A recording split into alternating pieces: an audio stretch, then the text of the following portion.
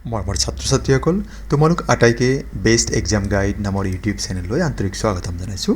আজি আমি এই ভিডিঅ'টিত সপ্তম শ্ৰেণীৰ সাধাৰণ বিজ্ঞানৰ প্ৰথম পাঠ উদ্ভিদৰ পৰিপুষ্টি এই পাঠটিৰ লগত জড়িত যিখিনি পাঠভিত্তিক প্ৰশ্নোত্তৰ আছে লগতে কিছু অতিৰিক্ত প্ৰশ্নোত্তৰো আমি এই ভিডিঅ'ত আলোচনা কৰিম। তোমালোকে সম্পূৰ্ণকৈ ভিডিঅ'টি চাবা, নিশ্চয়কৈ ইয়াৰ দ্বাৰা যথেষ্ট উপকৃত হ'বা।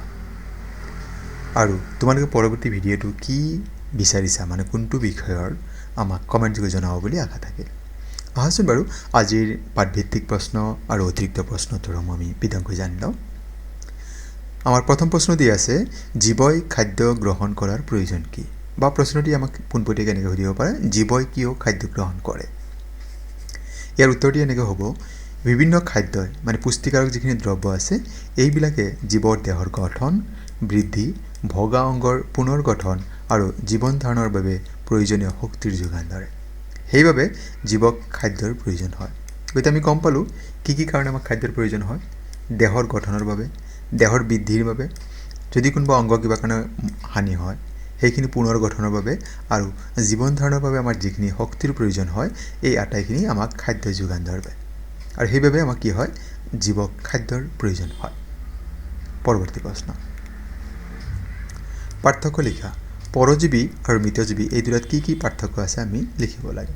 ইয়াৰ উত্তৰটি এনেকৈ হ'ব, পৰজীৱী জীৱসমূহে জীৱিত বস্তুৰ ওপৰত নিৰ্ভৰ কৰে আৰু মৃতজীৱী যিখিনি জীৱ আছে এইবিলাকে মৃত জীৱৰ ওপৰত নিৰ্ভৰ কৰে। আৰু ইয়াৰ ওপৰতে আচলতে নিৰ্ভৰ কৰে, মৃত মানে মৰা। গতিকে আমি ইয়াতে গম পাইছোঁ যে ই মৰা জীৱৰ ওপৰতহে নিৰ্ভৰ কৰে। অন্য এটা পাৰ্থক্য, পৰজীৱী উদ্ভিদে তাৰ আশ্ৰয়দাতা মানে য'ত পৰজীৱী উদ্ভিদবিলাক থাকিব পৰজীৱীবিলাক সেই উদ্ভিদৰ অনিষ্ট সাধন কৰে, কিন্তু মৃতজীৱী যিখিনি উদ্ভিদ আছে তাৰ আশ্ৰয়দাতা উদ্ভিদৰ অনিষ্ট সাধন নকৰে। এই দুটা পাৰ্থক্য লিখিলে আমাৰ এই পাঠ্যক্ৰমটি সম্পূৰ্ণ হৈ যাব। পৰৱৰ্তী প্ৰশ্ন, পাতত শ্বেতসাৰৰ উপস্থিতি চাবলৈ তুমি কেনেদৰে পৰীক্ষা কৰিবা?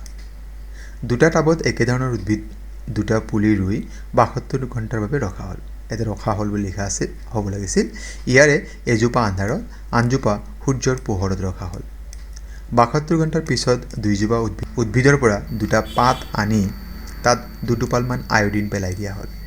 ইয়াৰে পোহৰত ৰখা পাতটো গাঢ় নীলা ৰঙৰ হৈ পৰিল আৰু আন্ধাৰত ৰখা পাতটোৰ বৰণ কোনো সলনি নহ'ল। যিটো পাতৰ ৰং গাঢ় নীলা হৈ গ'ল সেই পাতটোত শ্বেতসাৰ আছিল বুলি বুজিব পৰা গ'ল। আমাৰ যিটো গাঢ় নীলা নহ'ল তাত মানে শ্বেতসাৰ নাই। গতিকে এই পৰীক্ষাৰ দ্বাৰা আমি কি গম পাওঁ যে পাতত শ্বেতসাৰ আছে নে নাই আমি তেনেকৈ পৰীক্ষা কৰি চাব পাৰোঁ। পৰৱৰ্তী প্ৰশ্ন, সেউজীয়া উদ্ভিদৰ খাদ্য সংশ্লেষণৰ প্ৰক্ৰিয়াৰ এটা চমু বৰ্ণনা দিয়া।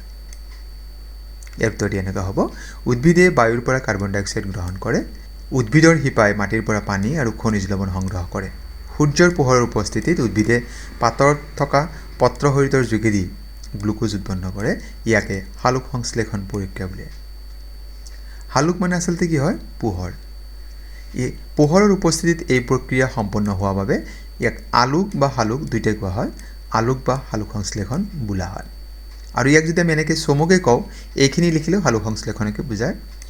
কাৰ্বন ডাই অক্সাইড আৰু পানী যোগ হৈ সূৰ্যৰ ৰশ্মি আৰু পত্ৰশৰীৰৰ উপস্থিতিত ইয়াতে কি উৎপন্ন কৰে, গ্লুকোজ আৰু অক্সিজেন উৎপন্ন কৰে। গতিকে এইখিনি লিখিলেও আমাৰ সালোক সংশ্লেষণ প্ৰক্ৰিয়াটোৰ চামাৰি হয়। গতিকে আমি এনেকৈ লিখিলেও হ'ব। পৰৱৰ্তী প্ৰশ্ন, চিত্ৰ সহায়ত দেখুৱাই যে উদ্ভিদবোৰ খাদ্যৰ মূল উৎস। আমি উদ্ভিদৰ পৰা সকলোখিনি পাওঁ। যেনেকৈ ইয়াত আমি এটা ছবি সহায় লৈছোঁ, যেনেকৈ যিখিনি তৃণভোজী প্ৰাণী আছে তেওঁলোকে উদ্ভিদ বা তৃণৰ ওপৰত নিৰ্ভৰশীল। তৃণভোজীৰ পৰা আমি কি পাওঁ, গাখীৰ পাওঁ। আৰু গাখীৰ মানুহৰ বাবে এক প্ৰয়োজনীয় সামগ্ৰী হয়। উদ্ভিদৰ পৰা আমি কি পাওঁ, ফল মূল পাওঁ। উদ্ভিদৰ পৰা আমি যেনেকৈ দাইল, আৰু উদ্ভিদৰ পৰা আমাৰ কি হয় বিভিন্ন ধৰণৰ যিখিনি প্ৰাণীতে সেই প্ৰাণীবিলাকৰ খাদ্য উদ্ভিদৰ পৰা পোৱা যায়। আমি যেনেকৈ এতিয়া কৈছোঁ যে চিকেন ইয়াতে লোৱা হৈছে, মাংস লোৱা হৈছে। গতিকে এই মাংসখিনি আমি ক'ৰ পৰা পাওঁ, তৃণভোজী উদ্ভিদ যিখিনি আছে এইবিলাক সেই জীৱ জন্তুৱে খায়, আমি তাৰ পৰা মাংস পাওঁ বা দাইল জাতীয় শস্য বা এই শস্যসমূহ আমি পাওঁ। আৰু এইখিনি কাৰ কাৰণে প্ৰয়োজনীয় হয়, মানুহৰ কাৰণে প্ৰয়োজনীয় হয়। আমাক কি দিয়া আছিল যে উদ্ভিদবোৰেই হ'ল খাদ্যৰ মূল উৎস, লাগিলে সেয়া মানুহ হওক বা অন্য জীৱৰ হওক। নিশ্চয় এই ছবি আমাক বুজাই দিছে এই কথাখিনি। পৰৱৰ্তী প্ৰশ্ন আমি আগবাঢ়িছোঁ, খালী ঠাই পূৰণ কৰা। ইয়াত দিয়া আছে সেউজীয়া উদ্ভিদক ডেছ বোলা হয় যিহেতুকে নিজৰ আহাৰ নিজে প্ৰস্তুত কৰে। যেতে নিজৰ আহাৰ নিজে প্ৰস্তুত কৰে তাক কি বুলি কোৱা হয়? স্বপোষী, মানে ই কাৰোৰ ওপৰত নিৰ্ভৰশীল নহয়। পৰৱৰ্তী প্ৰশ্ন, উদ্ভিদৰ দ্বাৰা সংশ্লেষিত খাদ্যসমূহ ডেছ হিচাপে সঞ্চিত হৈ থাকে। শ্বেতসাৰ বা ইংৰাজী শব্দটো হৈছে কাৰ্বহাইড্ৰেট। গতিকে আমি এইটো অসমীয়া শব্দ হয় শ্বেতসাৰ, গতিকে আমি অসমীয়াটো লিখিলে হৈ যাব, বা এইটো যদি লিখা হয় দুইটা শুদ্ধ হয়, কেৱল মাত্ৰ এই শব্দটো ইংৰাজী শব্দ হয়। সালোক সংশ্লেষণত সৌৰশক্তিৰ আহৰণ কৰি ৰখা ৰঞ্জক পদাৰ্থক ডেছ বোলা হয়। তাক কি বুলি কোৱা হয়? পত্ৰহৰিত বোলা হয়। পৰৱৰ্তী প্ৰশ্ন, সালোক সংশ্লেষণৰ সময়ত উদ্ভিদে ডেছ লয় আৰু ডেছ এৰি দিয়ে।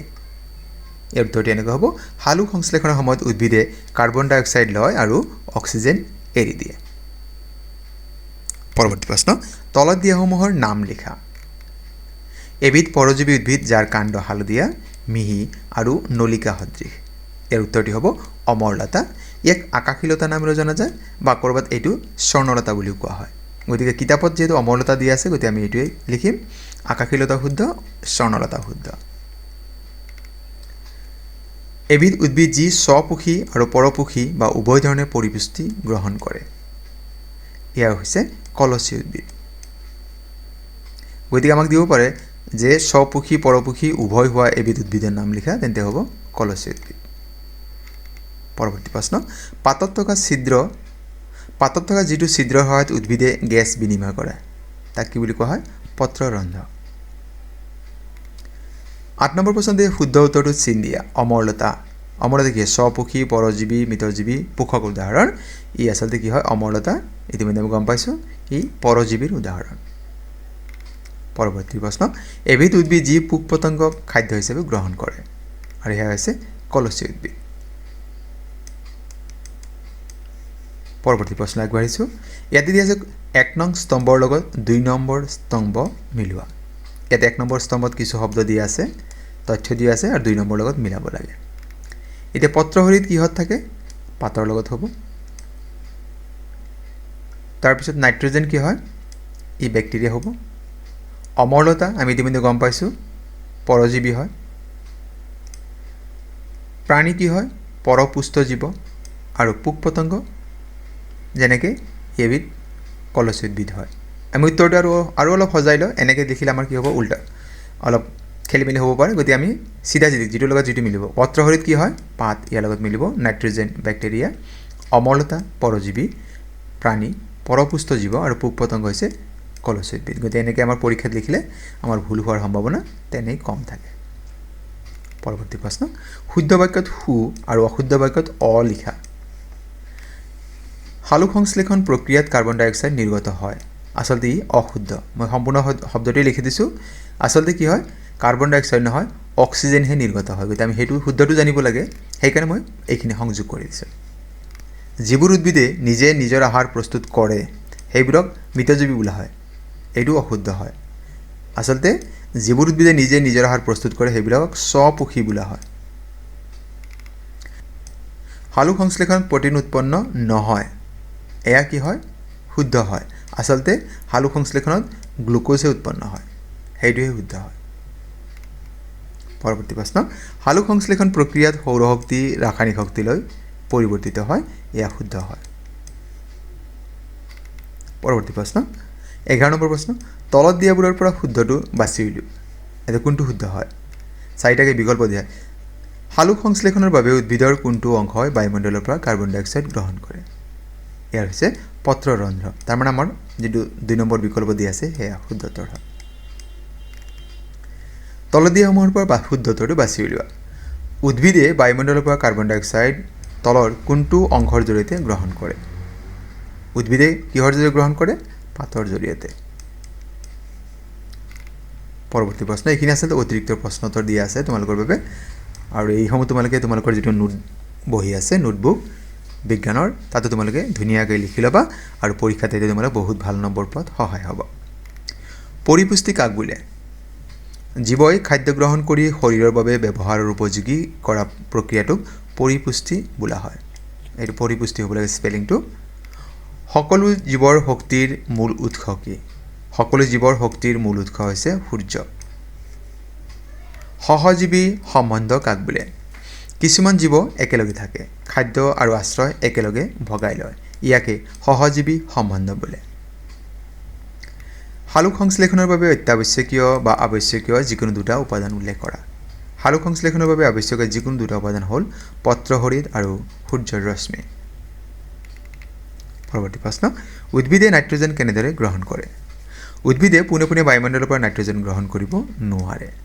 ৰাইজোবিয়াম বেক্টেৰিয়াই বায়ুমণ্ডলৰ পৰা নাইট্ৰজেন গেছ শোষণ কৰি দ্ৰৱণীয় অৱস্থালৈ ৰূপান্তৰিত কৰে। এনে নাইট্ৰজেনহে উদ্ভিদৰ শিপাই শোষণ কৰি লয়। পৰৱৰ্তী প্ৰশ্ন, লাইকেন কি?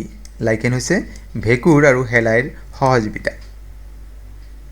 মৃতজীৱী জীৱৰ যিকোনো এটা উদাহৰণ দিয়া, বেংছতা। পৰজীৱী জীৱৰ যিকোনো দুটা উদাহৰণ দিয়া, ওকণি, আমাৰ যে মূৰত ওকণি হয়, আৰু অমৰলতা। 9 নম্বৰ প্ৰশ্ন, ৰাতি সালোক সংশ্লেষণ হয়নে? ইয়াৰ উত্তৰটি হ'ব ৰাতি সালোক সংশ্লেষণ নহয়, কাৰণ তেতিয়া সূৰ্যৰ পোহৰ নাথাকে। তাৰমানে সালোক সংশ্লেষণ হ'বলৈ সূৰ্যৰ পোহৰৰ উপস্থিতি জৰুৰী হয়। ৰাইজোবিয়াম বেক্টেৰিয়া ক'ত বাস কৰে? ইয়াৰ উত্তৰটি হৈছে ৰাইজোবিয়াম বেক্টেৰিয়া মাহজাতীয় উদ্ভিদৰ শিপাত বাস কৰে। মৰমৰ ছাত্ৰ ছাত্ৰীসকল, আজিৰ বিষয়বস্তু ইমানেই। তোমালোকে আজিৰ বিষয়বস্তু ইয়াৰ উপস্থাপন কেনে পালা? আশা কৰোঁ তোমালোকে ভালেই পাইছা, আৰু পৰৱৰ্তী ভিডিঅ'টি কোন বিষয়ৰ কোন চেপ্টাৰৰ বিচাৰিছা আমাক কমেণ্ট যোগে জনাবা। লগতে এইখিনিও জনাবা যে তুমি বৰ্তমান আমাৰ এই ভিডিঅ'সমূহ অসমৰ কোনখন জিলাৰ পৰা চাই আছা। তোমালোকে জনাবা বুলি আশা থাকিল। আৰু তোমালোকৰ এটি বিনম্ৰ অনুৰোধ, যদি প্ৰথমবাৰৰ বাবে আমাৰ এই চেনেলটি চাই আছা, আমাৰ চেনেলৰ বিষয়বস্তু ইয়াৰ উপস্থাপন ভাল পাইছা, চেনেলটি ছাবস্ক্ৰাইব কৰিবলৈ আশা থাকিল, আৰু ভিডিঅ'সমূহ লাইক কমেণ্ট আৰু শ্বেয়াৰ কৰিবা। আৰু আজিৰ ভিডিঅ' সম্পূৰ্ণকৈ চোৱাৰ বাবে তোমালোকক জনাইছোঁ অশেষ অশেষ ধন্যবাদ।